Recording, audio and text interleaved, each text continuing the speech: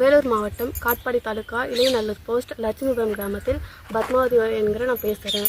இங்கே 60 வருஷத்துக்கு மேலே 30 வீடுகள் வசிக்கின்றாங்க. இங்கே சாலை வசதி இங்கே இல்லாமல் இருக்குது. 60 வருஷமாக வயசானவங்க குழந்தைங்களுக்கு உடம்பு சரியில்லைன்னா இந்த சாலை வசதியில் போகிறதுக்கு வழியே இல்லை.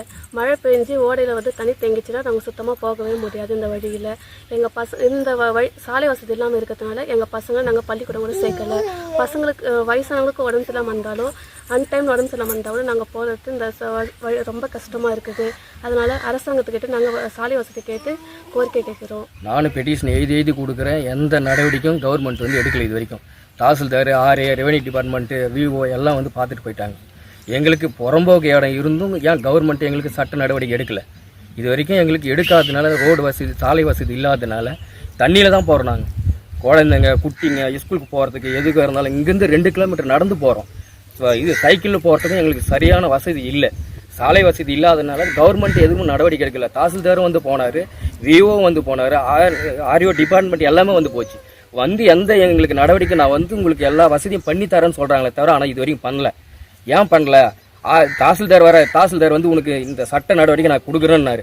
இது வரைக்கும் நான் ஒரு வார்டு நம்பருக்கு அந்த ரெஸ்பான்சிபிலிட்டி இது மாதிரி நான் இருக்குது, எது நான் பண்ணி தரேன், இல்லை உங்களுக்கு பட்டா நிலத்தில் இருக்குது, பட்டா நிலத்தை எழுத்து தர முடியாது, இல்லை புறம்போக்கு இடத்துல நான் எடுத்து தரேன், ஓடக்கரையில் பக்கத்தில் புறம்போக்கு இடம் இருக்குல்ல, அது எடுத்து எங்களுக்கு கவர்மெண்ட் கொடுக்கலாம் இல்லைங்களா? சாலை வசதி இல்லாதனால இந்த மக்கள் போகிறதுக்கு ஸ்கூல் பசங்க ரொம்ப கஷ்டப்படுறாங்க.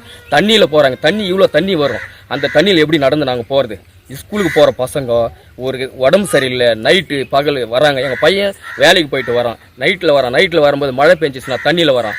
அப்படி வரும்போது நாங்கள் இங்கிருந்து போகிறதுக்கு ஒரு பொருள் வாங்குறதுக்கு போகிறோம்னா கூட அந்த பொருள் வாங்குறதுக்கான நடவடிக்கை எங்களுக்கு இல்லை. சரியான சாலை வசதி இல்லாதனால நாங்கள் போராடி இது கலெக்டர் ஆஃபீஸுக்கும் போகிறோம். எல்லாமே போராடி இன்னும் இது வரைக்கும் எங்களுக்கு சட்ட நடவடிக்கை கவர்மெண்ட் கொடுக்கவே இல்லை. ஒரு தாசில்தார் ஒரு என்ன கொடுக்கணும்? தாசில்தார் பண்ணி ஒரு கோரிக்கையை எங்களுக்கு நிறைவேற்றணும். இந்த ஊரில் சாலை வசதி கிடையாது. இந்த 30-40 வருஷமா படிப்புக்கு பசங்களை அனுப்புறது ரொம்ப கஷ்டப்படுறோம். இதனால வயசானவங்களும் ஹாஸ்பிட்டலுக்கிட்டும் போக முடியாது, குழந்தைங்க டெலிவரிக்கும் போக முடியாது. பசங்களை இந்த ஓட வழியாக தண்ணி போகிறதுனால அந்த வழி போக முடியாது. எப்போ மழை நின்னாலும் அந்த தண்ணி சட்டுன்னு வடியறதில்லை. அந்த தண்ணி வடியாததுனால எந்த வசதியும் எங்களுக்கு கிடையாது. கடைக்கும் போக முடியாது. எந்த ஒரு அவசர வசதிக்கும் நாங்கள் பார்த்துக்கல. எங்களுக்கு ரோடு வசதி போட்டு கொடுத்தா வசதியாக இருக்கும். அதுபோல் எங்கள் குழந்தைங்க படித்து கொஞ்சம் முன்னேறத்துக்கு ரோடு வசதி எங்களுக்கு கண்டிப்பாக வேணும். போட்டு கொடுத்தா எங்களுக்கு ரொம்ப சௌகரியமாக இருக்கும். ரோடு இல்லாதனால ரொம்ப தத்தளிக்கிறோம். எங்களுக்கு சாலை வசதி இல்லை சார். அது கொஞ்சம் பார்த்து ரெடி பண்ணி கொடுங்க. எங்களுக்கு போகிறதுக்கு வரத்துக்கு பசங்க படிக்கிறதுக்கு எதுவும் இது இல்லை. ஒரு ஆம்புலன்ஸ் வரதுக்கு கூட எங்கள் வீட்டாண்ட வசதி இல்லை. இப்போ எதுனா ஒரு ஆபத்து ஆயிடுச்சுனாலும் நாங்கள் ரொம்ப பேஜார்படுறோம். அங்கேருந்து கட்டில் மேலே தூக்கின்னு போகிறோம். எல்லாரையும் கட்டில் மேலே தூக்கின்னு நாங்கள் ஒரு 1 கிலோமீட்டர் 2 கிலோமீட்டர் போகிறோம். எங்களுக்கு சாலை வசதி பண்ணி கொடுக்க வேண்டாம்.